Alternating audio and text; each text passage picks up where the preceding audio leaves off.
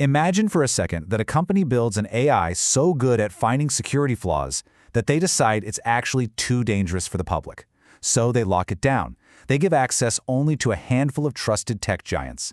But then, on the very same day it's announced, a group on Discord gets in anyway. Well, this is the story of that AI, that so-called controlled release, and the simple security failure that points to a much, much bigger problem. So to really get to the bottom of this, we're going to walk through the whole story, piece by piece. First, we'll look at the AI model itself, the one they tried to keep under wraps. Then we'll dive into the controlled release that was supposed to keep it safe. After that, you'll see how a simple, educated guess brought the whole thing crashing down. We'll also see how this really isn't an isolated incident, but part of a bigger pattern. And finally, we'll unpack what this all really means, the real risks that this whole saga brings to light. All right, let's start with part 1, the model they hid. It's time to meet the star of our show, an AI from Anthropic that was by its very design never, ever supposed to see the light of day. This quote just perfectly sets the stage, doesn't it?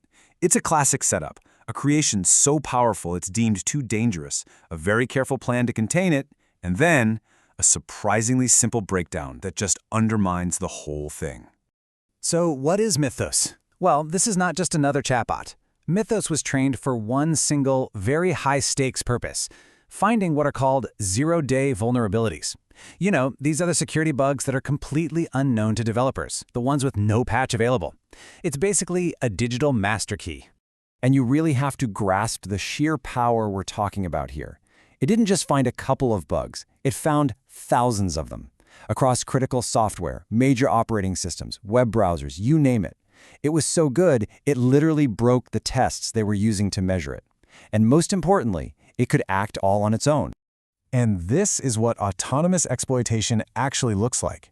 In one test with no human help, Mythos found a flaw that had been sitting undetected in a major operating system for 17 years, and that it used that flaw to take complete control. This right here is exactly why Anthropic was being so cautious. Okay, so if the model's too dangerous to just release into the wild, how do you use its power for good?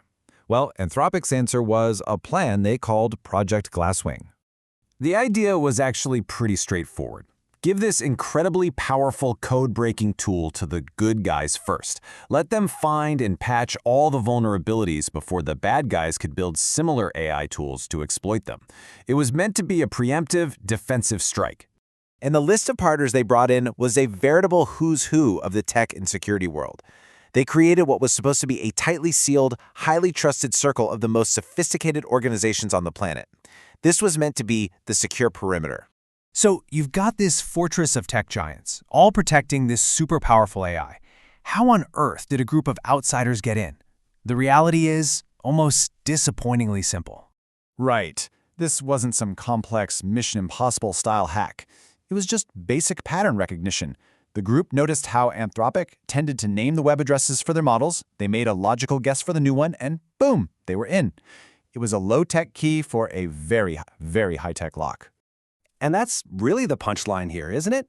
This group used publicly available information about Anthropic's own predictable habits to just waltz past their security.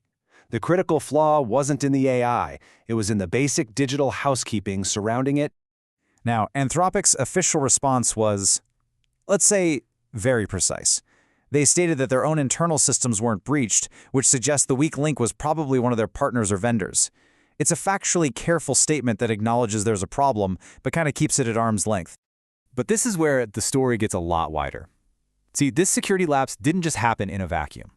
When you zoom out, you start to see a pretty concerning pattern of information control failures at the company. I mean, just look at this timeline. In the span of just a few weeks, a draft blog post hyping up Mythos' power was accidentally left in a public folder. Then, over 500,000 lines of source code for another one of their models leaked. And then, this unauthorized access to Mythos itself. This isn't just one bad day. It's starting to look like a trend. And this slide just shows the absolutely bizarre state of affairs we ended up in. The NSA is reportedly using Mythos. A Discord group got access. But CISA, the US government agency literally in charge of protecting our critical infrastructure, reportedly doesn't have it. The very people this thing was designed to help are on the outside looking in. It's wild. So let's bring this all home. Why does any of this matter?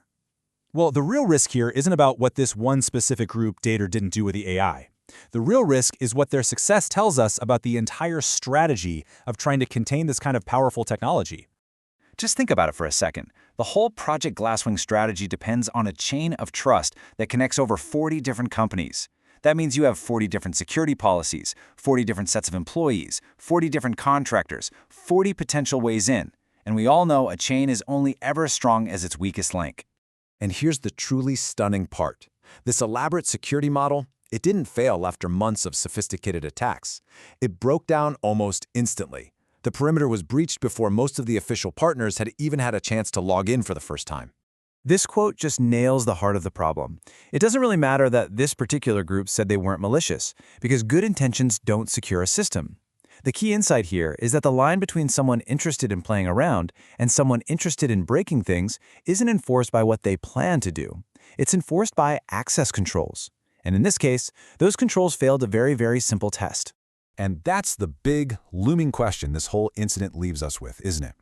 It really forces us to confront a fundamental challenge of this new AI era. We're building these incredible tools with an unprecedented power to find weaknesses in our digital world.